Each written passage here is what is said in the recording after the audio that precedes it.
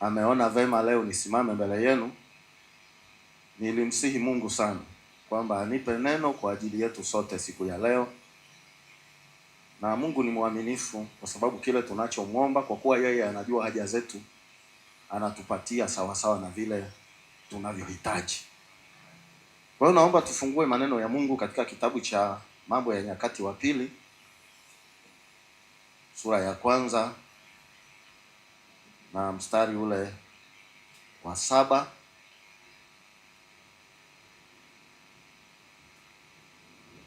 Mambo ya Nyakati wa Pili, sura ile ya 1 na mstari ule wa 7. Tasoma mistari kama mitatu hivi kwa vitabu tofauti tofauti, lakini yote ina muktadha mmoja, na kwa neema ya Mungu nitaisimulia kama ambavyo Bwana ananiongoza kufanya hivyo. Katika kitabu cha Mambo ya Nyakati wa Pili na mstari ule wa 7, tusome mstari huo mmoja tu, kama kuna mingine tutaisoma baadaye. Maandiko matakatifu yanasema, usiku ule Mungu akamtokea Sulemani akamwambia, omba utakalo nikupe. Naomba nirudie tena. Usiku ule Mungu akamtokea Sulemani akamwambia, omba utakalo nikupe. Bwana Yesu asifiwe sana. Sambamba na mstari huo, naomba tufungue kitabu pia cha Wafalme wa Pili. Kitabu cha Wafalme wa Pili,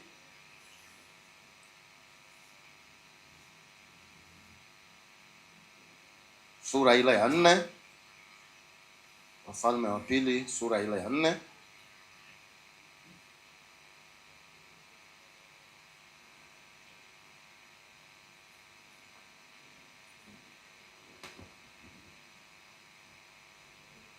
Tusome sura ya 4 mstari ule wa 12. Kitabu cha Wafalme wa Pili, sura ya 4 mstari ule wa 12. Biblia inasema, akamwambia Gehazi mtumishi wake, mwite yule Mshunami. Naye alipokwisha kuitwa, akasimama mbele yake. Mstari wa 13, akamwambia, sema naye sasa. Tazama, wewe umetutunza sana namna hii, utendewe nini basi?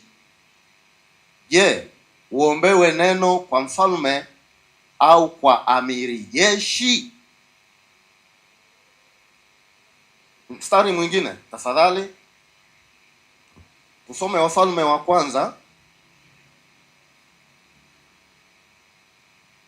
Wafalme wa Kwanza, sura ya 19. Sura ya 19 na mstari ule wa 19. Wafalme wa Kwanza, sura ya 19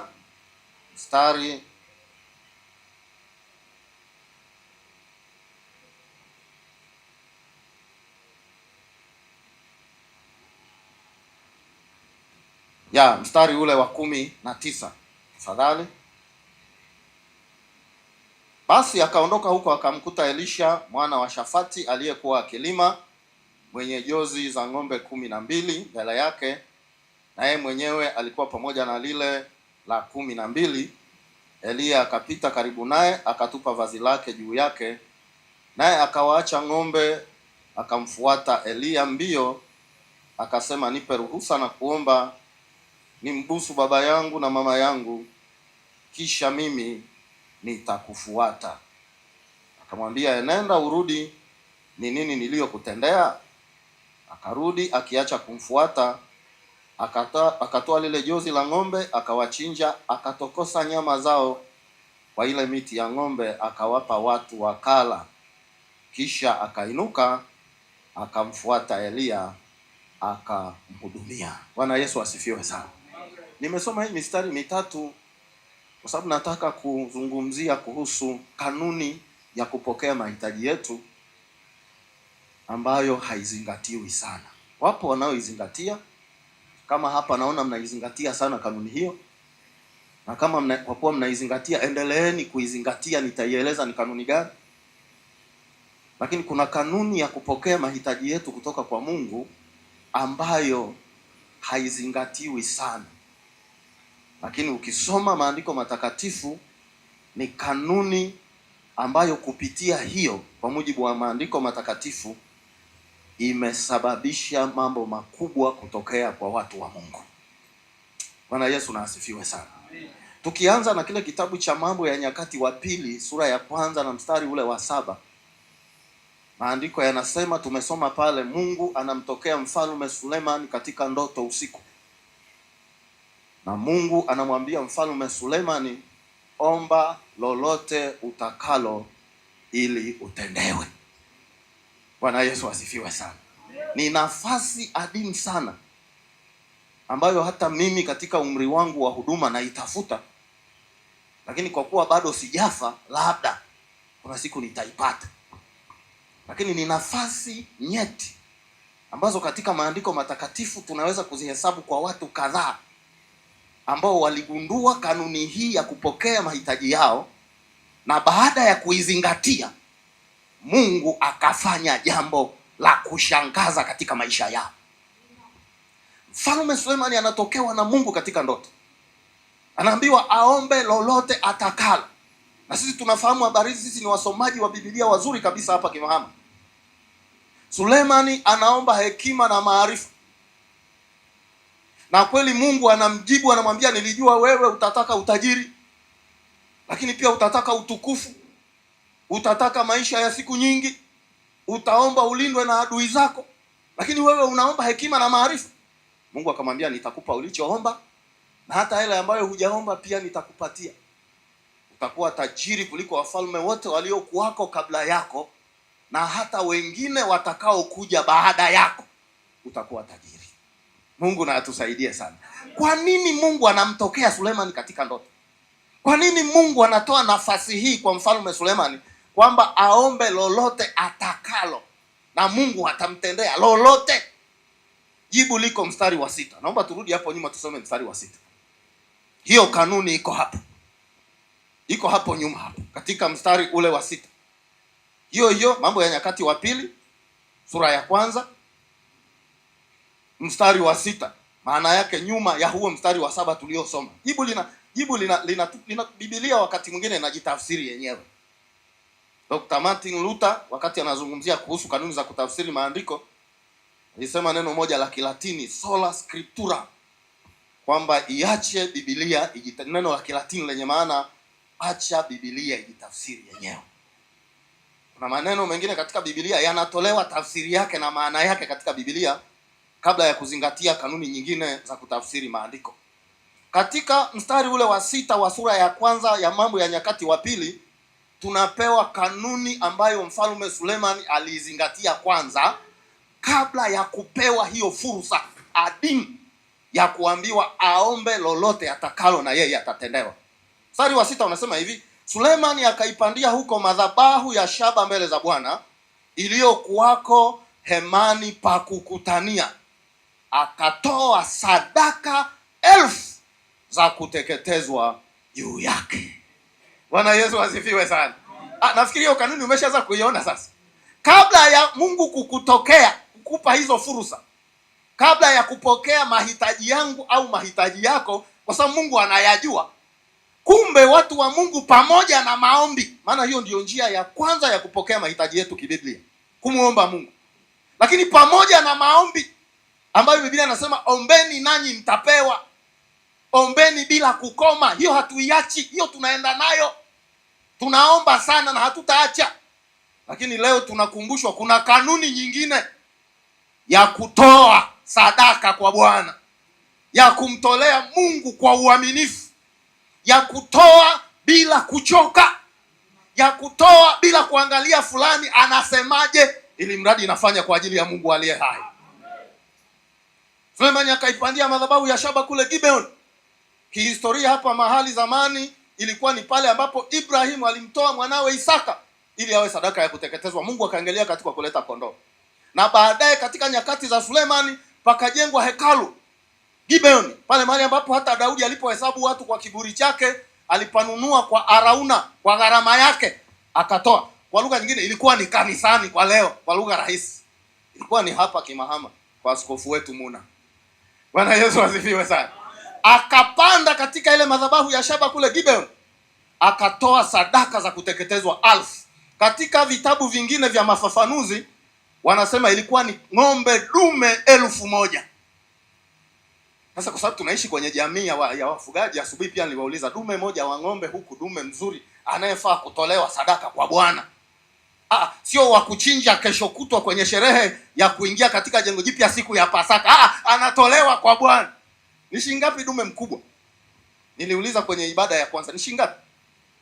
Anaweza kawa shilingi ngapi?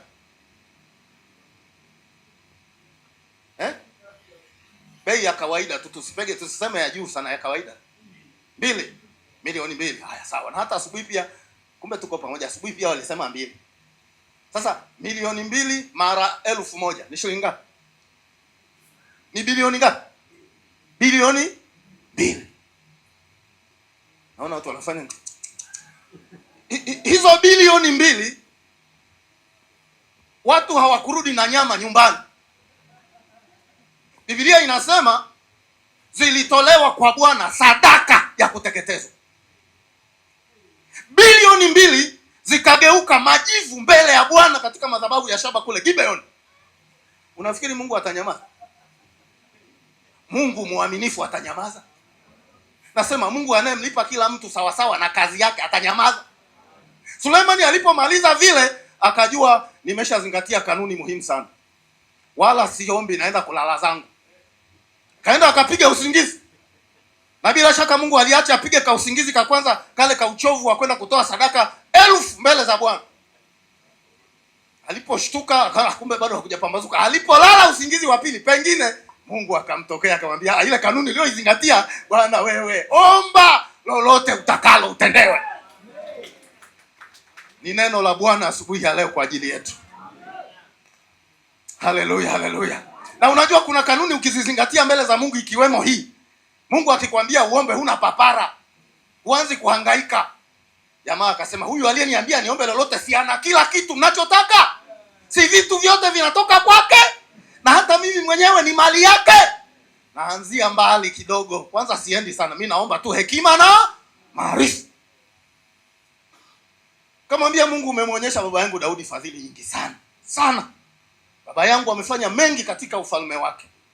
Najua ni wewe ulikuwa pamoja na baba. Sasa baba amekufa, mimi nimekalia hichi kiti, ni kijana mdogo.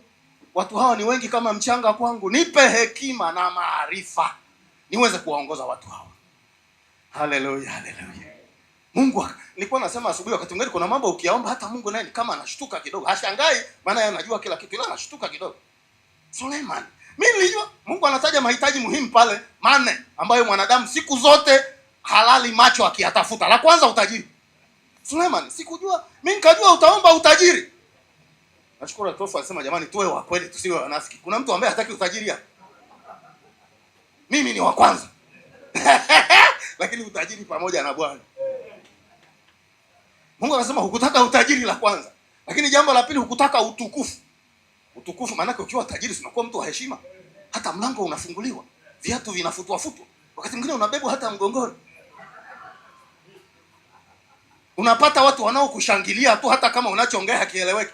Rafiki yangu mmoja alinichekesha akaniambia njia pekee ya kumfanya mtu ambaye anakusaidia bila wewe kumlipa chochote ni kumshangilia hata kama anaongea utumbo. Wewe unamshangilia. Haleluya, haleluya. Hukutaka utajiri wala hukutaka utukufu. Maana yake heshima. Si ndivyo? Alafu kitu cha tatu hukutaka kuishi maisha ya siku nyingi. Maana anajua kama unakuwa tajiri alafu unaheshimiwa, utaomba uishi muda mrefu. Si unakula bata maisha yako vizuri? Nataka ufe tena, ufe nani atakula vitu vyako? Alafu na mwisho wanasema hukutaka pia roho za adui zako. Yaani hukuniomba ni kukuweka wigo, ni kukinge ili maadui wasikusogelee. Badala yake wewe unaomba hekima na maarifa. Sasa kwa kuwa ulizingatia ile kanuni ile, kwanza nitakupa hekima na maarifa ya ajabu sana, lakini hata vile ambavyo hukuomba nitakupa. Jamani, wakati mwingine tunapozingatia hii kanuni, Mungu anatupa hata vile ambavyo hatujaomba. Anatupa hata vile ambavyo sio vipaumbele vyetu. Bwana anatupa. Akamwambia utakuwa tajiri, utakuwa mfalme tajiri, ambaye kabla yako hakutakuwako na mfalme tajiri kama wewe, na hata baada yako watafuata tu, lakini hawatakukuta wewe, kwa sababu kuna kanuni ya kupokea hitaji lako umeizingatia. Ndugu zangu wa Arusha, ninyi watoaji sana. Wakati ninakuja, namshukuru sana Engineer Kamlenga, rafiki yangu huyu. Alikuja kunifuata kule Meserani na gari yake safi. Kidogo ikataka kuzama bwana, lakini Mungu akatusaidia tukatoka salama, tukafika hapa.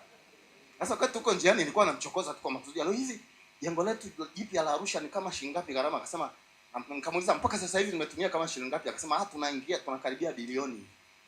Bilioni? Nasema umeshafika ananiambia kama bilioni hivi. Katulia tu, nasema haya, wacha tuendelee. Huko tunaongea. Baadaye akaanza kuniambia, nikamwambia bilioni inakuaje? Nikamwambia na sasa imebaki shilingi ngapi ili labda mkamilisha? Akasema tukipata kama milioni 600 hivi tunaweza tukakamilisha karibia kila kitu. Nikashtuka tena. Yaani bilioni alafu tena milioni 600. Akaanza kunishanganulia, maana ni engineer, akatumia taaluma yake. Akasema unajua nini mchungaji? Viti tu tunavyotaka tuviweke pale kanisani vinaweza kukarimu kama milioni 100. Nikamuuliza ni viti gani? Akaniambia kuna viti fulani tunavitaka vinatengenezwa na Wachina, kimoja ni kama 100,000 hivi na tunataka viti 1000. Nikasema kweli, hapo jibu sawa sawa milioni 100 kwenye viti tu. Mungu atusaidie sana. Nataka niwatie moyo asubuhi ya leo. Ninyi mnaofanya hivi na mnaoendelea kufanya hivi, mnatembea kwenye kanuni moja muhimu sana ya kupokea mahitaji yenu. Japokuwa nyakati za michango ni ngumu, watu wenye mioyo miepesi wanakimbia. Nilitorokwa na 2 watatu, mmoja akarudi na akanishuhudia kwamba alienda kwenye kanisa fulani, alipofika huko akatangaza kabisa kwamba mimi sasa nitakuwa mshirika wa hapa. Bwana amenifunulia kwa roho wake kwamba nisali pamoja nanyi hapa. Kumbe kule tunakotoka amekimbia michango. Jumapili ya kwanza akapokelewa vizuri, Jumapili iliyofuata baada ya neno la Mungu kumbe kuna michango. Na msimamiaji wa kamati ya ile michango anasema kwa kanuni ya kanisa letu, tunapotaka kumbariki Bwana kwa michango yetu, tunafunga milango watu wasitoke. Huku kwetu hatujawahi kufunga milango hata siku moja. Yule mama anasema ilibidi nitoe shilingi 80,000 mchango ya rejesho la mkopo ambalo kesho yake nitakiwa nilipeleke. Sema mchungaji, ile pesa niliitoa, lakini mpaka leo sijaweza kuipata ile hela. Nimechukuliwa dressing table nyumbani, nimechukuliwa radio na TV. Nyumba haina amani. Maana ule mkopo kwanza niliuchukua kinyemela, baba alikuwa hajui, maana nilikuwa na uhakika nitaulipa. Usikimbie michango. Usikimbie. Zingatia kanuni hiyo, utapata baraka za Mungu. Bwana Yesu asifiwe sana. Na huwa hii kanuni nimeiona ni kanuni endelevu. Unapoifanya Mungu akatenda, sio kwamba ndio unaacha, unaendelea kufanya. Nikaona mahali fulani Mfalme Sulemani alipoendelea kubarikiwa na Mungu, maana alizingatia hii kanuni, wakati wanaliweka wakfu hekalu, Sulemani akatoa ng'ombe 22,000 sadaka ya kuteketezwa kwa Bwana. Niwaulize swali, alibarikiwa au hakubarikiwa? Si alitoa 1000. Alafu baadaye akatoa 22,000. Ni mara ngapi ya zile alizotoa mara ya kwanza? Na ukisoma akaongeza na kondoo. Mara ya kwanza akutoa kondoo, akaongeza na kondoo 120,000. Niwape maandiko msije mkasema mwalimu mbona kama anataka kutupiga fix hapa. Ngoja niwape maandiko.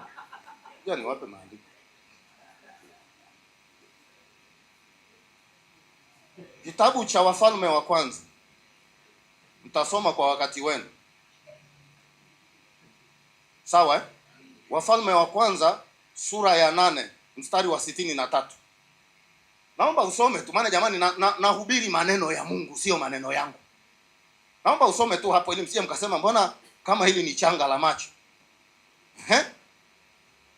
Wafalme wa Kwanza sura ya 8 mstari wa 63. Hebu mmoja asome aliyefika hapo tafadhali.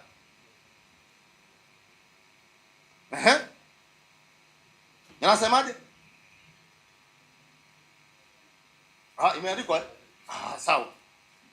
Vitu vya mjini bwana. Sulemani akatoa sadaka za amani alizomtolea Bwana. Ng'ombe wangapi? Jamani, kwa sauti, ng'ombe wangapi? Na kondoo wangapi? Ndivyo mfalme na wana wa Israeli walivyofanya wakfu nyumba ya Bwana. Haleluya, haleluya. Nafikiri tumethibitisha kama ninachosema ni kweli. Kutoka ng'ombe 1000, kumbe Mungu alimpa maelfu kwa maelfu ya ng'ombe, mpaka ng'ombe 22,000 zinateketezwa mbele za Bwana. Akaongeza na wadogo zake kondoo 120,000 sadaka ya kuteketezwa. Hii kanuni ukizingatia, Bwana anakubariki sana, na unaendelea kuifanya, unaendelea kutembea juu yake, ili Mungu aendelee kufanya maajabu. Mwalimu wangu mmoja akaniambia, moja ya matendo yasiyokoma kwa Mkristo wa kweli ni utoaji. Ni tendo la Mkristo lisilokoma mpaka atakapokufa duniani. Mungu atusaidie sana. Haleluya, haleluya. Lakini Sulemani akambariki maisha yake baraka nyingi, wewe unazijua. Wafalme wa kwanza sura ya 4 mstari wa 20 mpaka 22. Hebu weka hapo haraka haraka, sema mambo ya mjini haya mazuri kweli. Wafalme wa kwanza sura ya 4 mstari wa 21 hadi 22. Weka hapo kwenye ubao wetu bwana, tusome kidogo. Haleluya. Mungu ni mwema sana. Wafalme wa kwanza sura ya 4 mstari wa 21 na 22.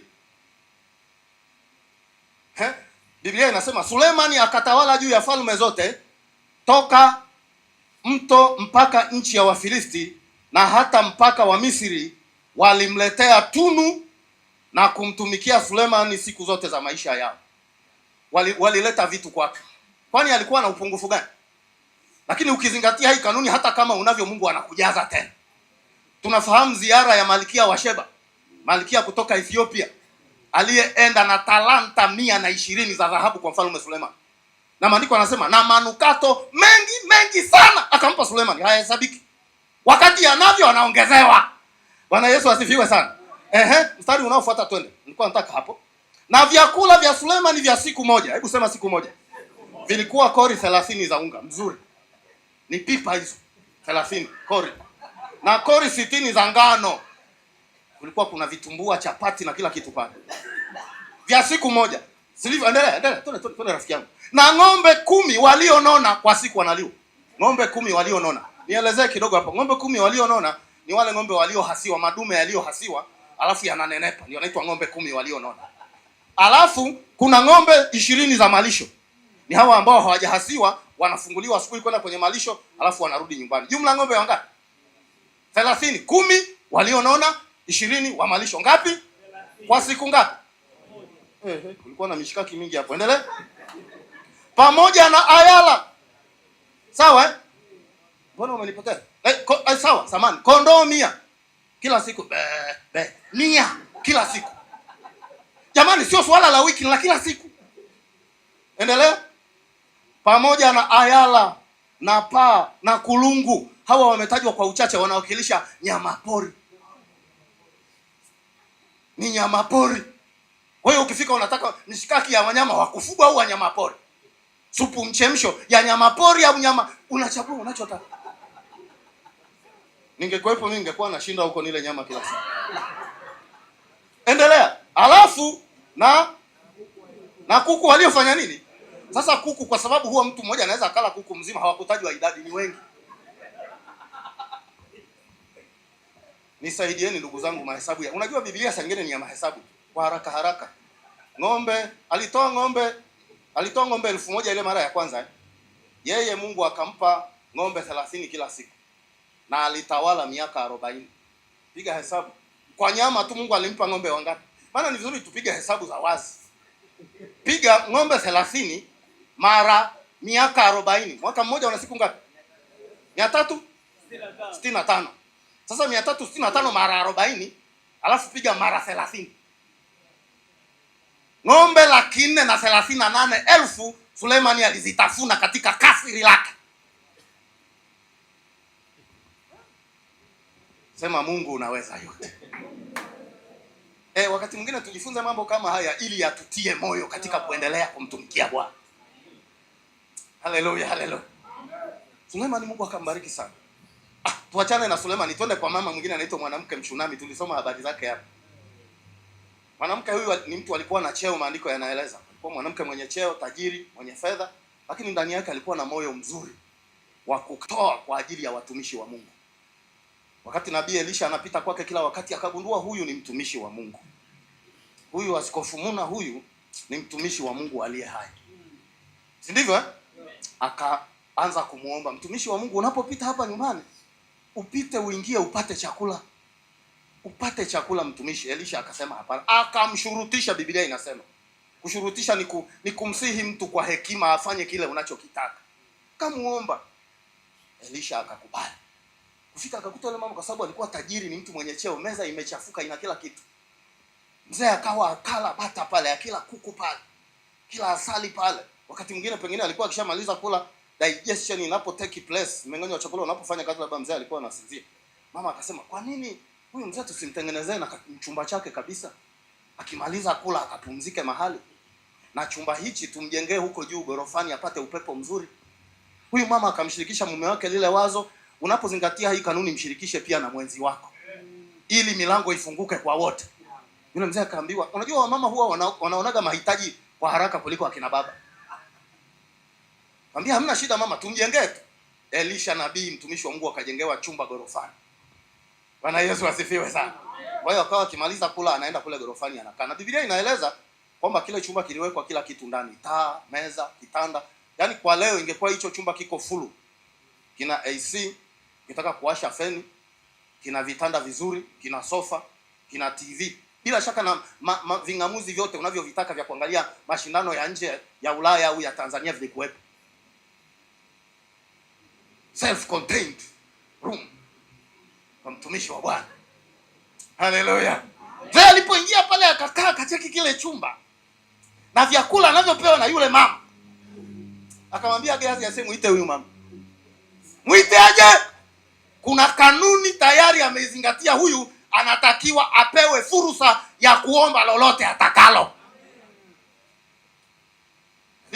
Gehazi akamuita Elisha, akaja akamwambia, sasa mwambie mzee anasema umetutunza sana, umetoa sana, umetembea kwenye kanuni muhimu ya kupokea mahitaji. Sasa mwambie mzee anasema kwa neno la Bwana kwamba uombe lolote utakalo utatendewa. Hizi nafasi haziji hivi hivi. Mungu atusaidie sana. Tunaona Gehazi yule mama alipoambiwa akasema, lakini mbona mimi nimekamilika tu, mbona mimi ni maisha ni mazuri. Ningekuwa ni mtu mwenye shida mngekaa kwenye chumba kizuri kama hiki. Lakini Gehazi akakumbuka, tangu tumeanza kuja hapa na mzee, hatujaona katoto kakipita hapa kakitumwa. Huyu mama hana mwana. Huyu mama hana mtoto. Akamwambia mtumishi wa Mungu Elisha, baba, lakini huyu mama hana mwana. Hata kama hajasema hana mtoto. Jina la Bwana libarikiwe sana. Elisha akasema, kwa kuzingatia kanuni hii muhimu ambayo ameifanya huyu mama, kwa neno la Bwana, majira kama haya mwakani huyu mama atapakata mtoto. Haleluya, haleluya. Atashika mtoto, atanyonyesha, ataitwa mama kwa neno la Bwana, kwa sababu amezingatia kanuni muhimu ya kupokea hitaji lake. Ukisoma mstari unaofuata unasema, na mwaka uliofuata mama yule akapata mtoto sawa sawa na neno la Elisha. Haleluya, haleluya. Na huyu mama ndio yule ambaye baada ya mtoto kuanza kukua akaumwa kichwa sana. Kichwa kikamuuma sana. Na baadaye yule mtoto akafa. Alipokufa yule mama akasema, nilimpata madhabahuni baada ya kuzingatia kanuni ya kumtolea Mungu, na sasa amekufa, naenda kwa yule mtumishi aliyeniombea nipate huyu mtoto. Akambeba mwanawe mgongoni, akamuita kijana, akamwambia, tandika punda, nipeleke kwa mwendo wa kasi, usinipunguzie huo mwendo nisipokuambia. Ndipo neno la kupunguza mwendo lilipoanzia hapa. Maana ujue pia na context, ujue na muktadha wa hilo neno, usinipunguzie mwendo nisipokuambia. Niwahishe kwa yule mtumishi. Maana kuna vitu nilivifanya vya kuzingatia kanuni ya kupokea na nikapokea. Sasa mtoto amekufa, akaenda mpaka kwa Elisha. Na Elisha alikuwa nabii mwadilifu sana. Mtumishi wa Mungu wa kweli huwa mahali ambapo Mungu amesema wanasema ni Mungu, na kama Mungu hakusema wanakuwa na nidhamu ya kweli. wanasema Mungu hajaniambia. Alipomwona yule mama anakuja Gehazi akamwambia yule mama anakuja, sijui ana shida gani. Alifikiri Elisha atamwambia nimeshajua shida yake. Elisha akamwambia anaonekana ana uchungu mwingi, lakini Bwana amenificha hakuniambia uchungu unasababishwa na nini. Haya ni maadili katika kumtumikia Mungu. Mungu na atusaidie sana. Neno ambalo Bwana anaweka katika vinywa vya watu wake ndilo neno wanalolisema. Kama Bwana hakusema, anasema Bwana hakuniambia. Haleluya, haleluya. Yule mama akaja kwenye miguu ya Elisha akamwambia mwanao huyu hapa, mjukuu wako. Haya, kulikoni? Amekufa. Elisha akamwambia amekufa eh? Okay, sawa. Kwanza umefanya vizuri kurudi hapa kwa mzee Muna aliyekuombea upate mtoto. Sasa twende madhabahuni. Twende kule Sakina, wakati huo ni Sakina imeshaisha sasa. Kwende kule. Akaenda kwenye chumba kile ambacho ni kanuni yule mama aliyoizingatia, akampata yule mtoto.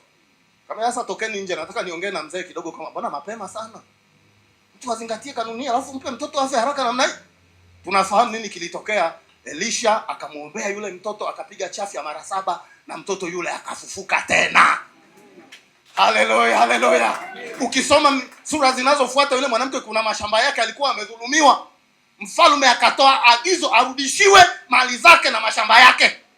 Na wakati watu wamemdhulumu mali zake na mashamba yake, kama kuna mavuno yoyote, kuna faida zozote walizopata wakati wamedhulumu zile mali zake na mashamba yake, wamlipe fidia yule mama. Haleluya, haleluya. Mungu wetu habadiliki. Mungu aliyewainua watumishi wake hawa anaweza kutuinua hata na sisi leo. Jina la Bwana libarikiwe sana. Wa mwisho ni Elisha. Tuna mambo mengi sana leo. Elisha Elisha, wakati Elia anapita kwenye huduma zake, akamkuta Elisha yuko shamba na jozi moja ya ng'ombe, jozi nyingine 11 ziko na watumishi wake. Akamrushia vazi Elisha. Elisha alipopata lile vazi, alipoguswa na lile vazi la Elia, maandiko yanasema akasikia upako wa kuachana na vitu vingine vyote, amtumikie Elia. Na akamwambia Elia, naomba unipe ruhusa nikawaage ndugu zangu, maana hii safari ninavyoiona pengine sitarudi tena.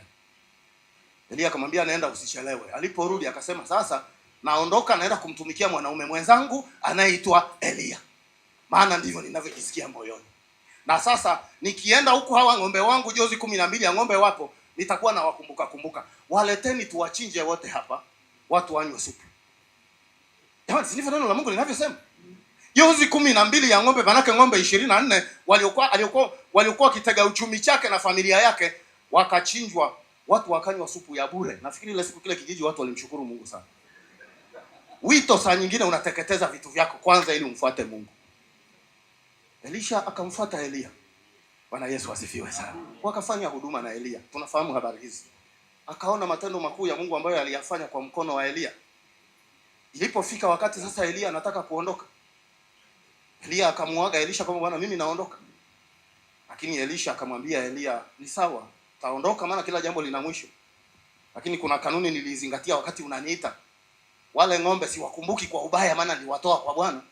Lakini ile kanuni ya kutoa vile huwa siachwi hivi. Kwa hiyo sitakuacha kama neno la Bwana, sitakuacha kama neno la Bwana, kama Bwana aishivyo sitakuacha. Paka useme kitu. Bwana Yesu na asifiwe sana. Tunafahamu safari ikaanza kutoka Betheli, Gilgali mpaka Yeriko.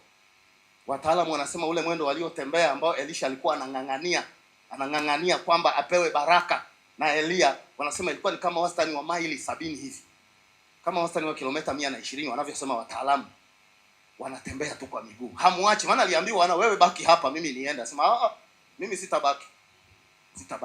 Nimetoa ng'ombe wangu lakini bado nitatembea na wewe mpaka dakika za mwisho. Wakafika ng'ambo ya Yordani, Elia akavua vazi lake akaipiga Yordani ikapasuka, wakapita katikati ng'ambo ya pili. Ikabidi Elia amwambie Elisha, kuna kanuni nyingi umezizingatia. Ya kwanza ni wale ng'ombe uliowatokosa 24 wakawa supu na nyama choma wakati ule, lakini umetembea na mimi mwendo mrefu sana. Hilo ni jambo la kuonyesha umejitoa kwa ajili ya Mungu na kwa ajili ya huduma. Niombe lolote utakalo nikutendee. Hizi nafasi hazikuja tu hivi. Na Elisha naye akasema kwa sababu nimezingatia ile kanuni, nataka niombe jambo la ajabu. Akamwambia mimi sina shida na kitu chochote. Nataka upako wako mara hizi. Unipe roho yako mara Miujiza ulioifanya ya kushusha moto ukaramba madhabahu iliyomwagiwa maji, nataka iwe mara hizi. Elia akashtuka akasema, ni unajua nilisema uombe lolote. Nafikiri ni kama nilipitiwa kidogo. Naona kama umeomba jambo gumu. Lakini ukiona natwaliwa, afu lile vazi nililokurushia wakati ule likakupa upako kunifuata likashuka kwako, ujue ombi lako Bwana amelikubali. Haleluya, haleluya. Na baada ya muda tunaona magari ya wapanda farasi yakaja. Magari ya moto. Elisha akaanza kulia, baba yangu, magari ya moto na wapanda farasi. Na mzee akanyanyuliwa huyo, lakini vazi likashuka. Haleluya, haleluya. Elisha akalichana vazi lake, sema ile vazi langu sasa hivi halina kazi tena. Limeshakuwa kiriba cha zamani. Haliwezi kuwekewa divai mpya. Akalitoa, akaliweka pembeni, akavaa lile vazi la Elia ambalo ni double portion.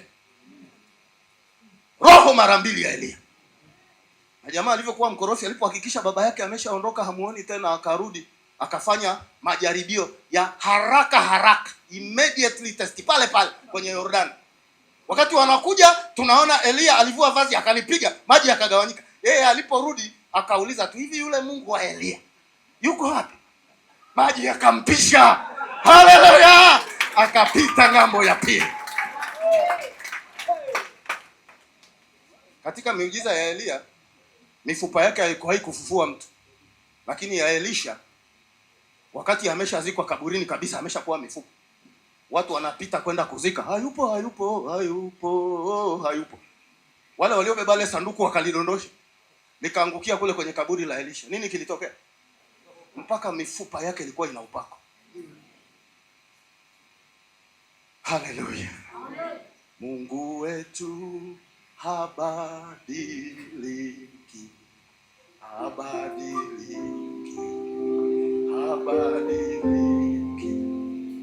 Mungu wetu habadiliki milele hata milele. Mungu tunayehubiri habari zake habadiliki.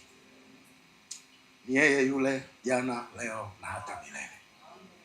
Ndugu zangu, mnaofanya kazi ya Mungu, kwa kazi ile kule mnazingatia kanuni ya Mungu. Asiwepo yeyote wa kukurudisha nyuma kwenye juhudi hizo. Ndugu zangu, mtatendewa mambo ya ajabu. Ninajua kuna wengine tayari mmeshaanza kuona mkono wa Mungu. Mtaona mambo makubwa kuliko haya. Kwa sababu Mungu aliyewasaidia watumishi wake hawa waliozingatia hii kanuni katika Biblia ndiye Mungu ambaye tunazitaja habari zake hata sasa. Ni Mungu mwaminifu. Nilitoa ushuhuda wakati fulani nilipofundisha ujumbe wa kuhusu kumshukuru Mungu hapo, kwamba mahali ambapo tumejenga kanisa mimi nilipatoa ilikuwa ni kiwanja changu mimi na familia, tukakitoa kwa ajili ya Bwana. Mama mmoja ambaye alikuwa ni afisa kilimo alistaafu, alikuwa rafiki yake sana mke wangu, akatupa miti mizuri sana. Tukawa tumeisha ipanda kwenye lile eneo. Lakini Bwana akasema nasi kwa ajili ya kile kiwanja. Tulikitoa kile kiwanja kwa machozi, kwa maumivu makali sana. Na nyumba ya Mungu imejengwa pale, bado tunaendelea kukamilisha ile nyumba ya Mungu pale. Lakini hatua iliyofika, nimekuwa kila wakati nikimwambia Mungu, kama nyumba yako imefika hapa, mimi sina nyumba, nahitaji nyumba yangu ya kuishi. Bwana Yesu asifiwe sana. Michango yote ilikuwa inaletwa, nilikuwa naipeleka kanisani kwa uaminifu kabisa na kuwaombea wale watu. Mwambia sasa nataka nyumba. Na mwaka huu nilikuwa nimepanga nianze kujenga msingi kwanza, maana kaakiba niko kwa nako nilipokuja kuwatafuta mafundi, kumbe kanaishia kwenye msingi na tripu mbili za tofali za saruji. Hata hakafiki popote. Nasema basi tutajenga angalau kama msingi. Mungu atusaidie sana. Lakini maombi yangu nilikuwa namwambia Mungu, hili eneo ambalo tunakusifu na kulitaja jina lako lilikuwa eneo la familia. Wakati umefika na mimi unipatie nyumba. Lakini hela nionayo haitoshi kufika popote. Lakini siku ya tarehe 1 mwaka huu, yule ndugu ambaye nilisema alitupatia viwanja wakati ule, wakati nashuhudia hapa kama mnakumbuka, akanipigia, akanitumia ujumbe asubuhi, akaniambia, mchungaji, baada ya ibada saa 9 hivi wewe na mama mtakuwa na nafasi, kuna mahali twende. Sasa mara nyingi huwa ananituma kwenda ananiita kwenda kufanya kuombea nyumba zake, maana anajenga nyumba alafu anazipangisha. Kabla hajazipangisha zile nyumba ananiita kwenda kuomba. Nikajua pengine ni huduma ile ya kwenda kuombea nyumba. Na mara nyingi nikienda huwa siendagi na mke wangu. Sasa hii ya leo, na maana sasa na mke wangu naye anashirikishwa kwenye hii huduma, nikasema ni vizuri, maana tunatumika pamoja na wake zetu. Akatupitia nyumbani na gari yake, tukaenda kufika, akatuonyesha nyumba yake ya kwanza kabisa ambayo wakati anaanza mradi wa kujenga nyumba ili azifanyie biashara ya wapangaji, ndio nyumba ya kwanza, ndio limbuko la hiyo biashara yake. Tukafika na mke wangu pamoja na mke wake, tukaingia ni tarehe 1 mwezi wa kwanza mwaka 2026. Ni mbichi. Tukafika pale akatuonyesha mipaka. Sasa kajiuliza, siku zote tukija kuombea nyumba huwa hanionyeshi mipaka ya kiwanja, anaonyesha mipaka. Tukaingia sebuleni, akafungua huko uchooni, akafungua huko chumbani na nini. Tukaja sebuleni pale akasema, mchungaji, utumishi wenu sisi umetugusa sana. Na tumeshafanya mambo kadhaa kwenu, mnajua. Lakini Bwana amesema nasi na mke wangu. Amesemaje? Amesema kwamba tuwape hii nyumba muishi hapa.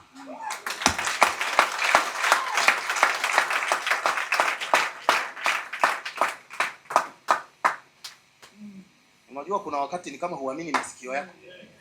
Japokuwa wewe sio huna matatizo ya kusikia. Kwamba tukae hapa, anasema okay. Alafu tutakuwa tunachangia shilingi ngapi kila mwezi? Akasema sio swala la kuchangia, mchungaji. Tumewapa hii nyumba iwe ya kwenu. Sawa, ya kwetu, yani maana yake kwa muda gani? Labda wakati na sisi tunajenga ya kwetu. Akasema mchungaji, tumewapa hii nyumba iwe ya kwenu kabisa. Tutabadilisha hati ili mpate hii nyumba iwe ni nyumba yenu.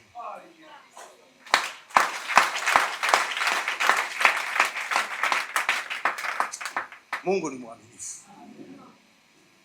Hatukuamini mimi na mke wangu. Tukapiga magoti pale, mke wangu akaanza kulia. Maana akina mama wana mioyo mepesi sana.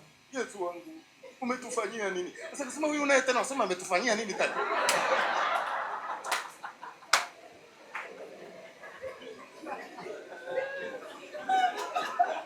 Tukamshukuru Mungu wa mbingu na nchi. Haleluya, haleluya. Juzi nikamuuliza yule bwana siku moja, hivi kwani mliona nini mpaka mkaamua kutoa? Akasema hili jambo limekuwa shida ndani yetu mimi na mke wangu. Nilianza kujisikia moyoni mwangu, nikaogopa kumshirikisha mke wangu, lakini nilipokuja kumshirikisha mke wangu akaniambia, "Mbona kama hilo jambo linafaa tu na tunachelewa kulifanya?" Yule jamaa anasema nikaweka ngumu, nikasema tuombe kwanza. Tusiende kichwa. Wakaomba. Walipoomba wakasikia hiyo hali ndani yao. Mungu atusaidie sana. Nikamuuliza kwa nini ulitoa? Akasema ni Mungu alisema tukupatie wewe. Kwa sababu tuna wengi wa kuwapa, lakini tukamuuliza Mungu, kama tumeamua kutoa tumpe nani? Mungu akasema mpeni mtumishi wangu. Na akasema hii ni limbuko ya nyumba ambazo nimezijenga kwa ajili ya biashara. Tumetoa limbuko kwa Bwana kupitia kwenu ninyi.